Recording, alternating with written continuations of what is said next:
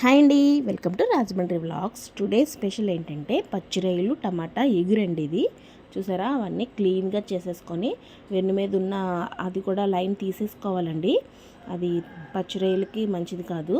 చాలా శుభ్రంగా చేసుకొని అది మీకు చూపించిన విధంగా అలా తీసుకోవాలండి. ఇవి పచ్చిరొయ్యలు కొన్ని తలకాయలు అనమాట. ఇది గోంగూర పచ్చిరొయ్యలు. అది వేరే మీకు డిష్ తర్వాత చూపిస్తాను. ఫస్ట్ ఈ పచ్చిరొయ్యలు కర్రీ ఎలా చేసుకోవాలో మీకు చూపిస్తాను. ఒక బాండి పెట్టుకోండి. అదిగోండి, అందులో సరిపడంత నూనె వేసుకోండి. పచ్చిమిర్చి ఉల్లిపాయలు కోసేసి కట్ చేసి పక్కన పెట్టుకున్నాం. కొంచెం అల్లం వెల్లుల్లి పేస్ట్, కొంచెం గరం మసాలా, 2 టమాటాలు కూడా పక్కన పెట్టుకున్నాం. ఒక కట్ చేసిన ఆనియన్స్ అన్నీ ఆ బాండీలో వేసేసుకున్నాం.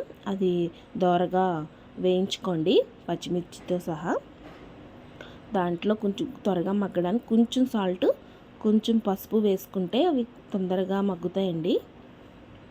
అదిగో అలా స్పెషల్స్ ఉండాలి కదండి. సండే అంటేనే నాన్ వెజ్ ప్రియులకైతే చాలా ఇష్టంగా తింటారు.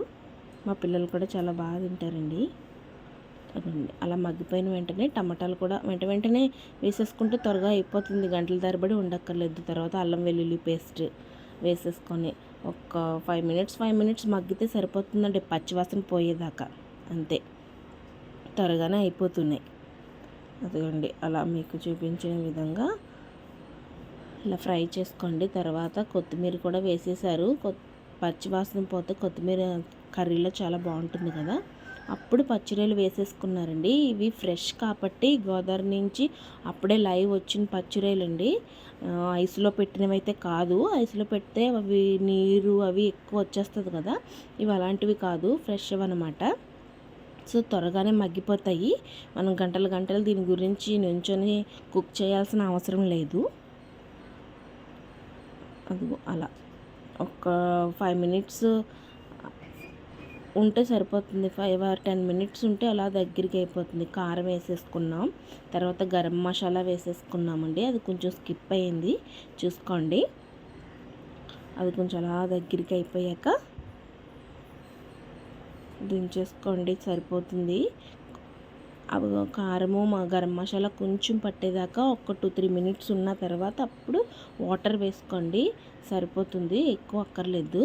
తర్వాత కూడా కొంచెం గార్నిష్కి మేము కొత్తిమీర వేసుకున్నాం. అదిగోండి, 1 గ్లాస్ వాటర్ వేసుకున్నాము. అది సిమ్లో పెట్టుకొని అలాగా కుక్ చేసుకుంటే చాలా టేస్టీగా ఉంటుంది. సూపర్ ఉంటుంది. అందరూ ఇష్టంగా తింటారు. ఒక్కసారి ఇలా కూడా మీరు ట్రై చేయండి. నెక్స్ట్ గోంగూర పచ్చిరొయ్యలు చూపిస్తాను నెక్స్ట్ వీడియోలో.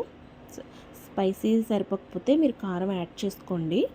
అలా మూత పెట్టేసుకొని కుక్ చేసుకోండి, చాలా బాగుంటుంది. అది చూడండి, కొంచెం దగ్గరికి అయిపోయి ఎగురులాగా ఉంటే కర్రీ అయితే ఎక్సలెంట్గా ఉంటుంది. పచ్చిరొయ్య కూడా బాగా కుక్ అవుతుందన్నమాట. అదిగోండి, ఆల్మోస్ట్ అయిపోయింది. చూసారు కదా, అదిగోండి, చూస్తే మీకు తెలిసిపోతుంది. మరిన్ని వీడియోస్ కోసం నా ఛానల్ని సబ్స్క్రైబ్ చేసుకోవడం మర్చిపోకండి. షేర్ అండ్ లైక్ కూడా చేయండి ఫ్రెండ్స్. అదిగోండి, పచ్చిరొయ్యలు ఎగురు కర్రీ రెడీ. ఉంటారు ఫ్రెండ్స్, బాయ్ బాయ్.